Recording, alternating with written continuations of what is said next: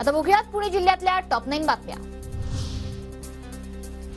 पुणे जिल्ह्यातून एकूण 12 उमेदवारांचे अर्ज छाननीत बाद तर एकूण 42 उमेदवारांचे अर्ज वैध ठरले।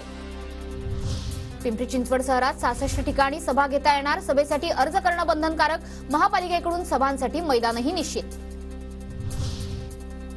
पुणे विमानतळावरून दिल्लीला जाणाऱ्या प्रवाशांमध्ये वाढ, पुण्यातून दिल्लीसाठी रोज 24 उड्डाणं, पुणे दिल्ली ठरतोय सर्वात व्यस्त हवाई मार्ग।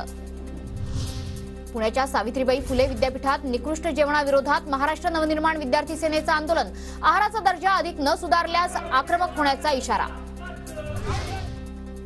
पिंपरी चिंचवडमध्ये नदी प्रदूषण करणाऱ्या 4 वाहनांवर महापालिकेची कारवाई, थेरगाव किवळे भागात नदीच्या कडेला राडारोडा टाकल्यानं ट्रक आणि डंपरवर 1 लाखांचा दंड।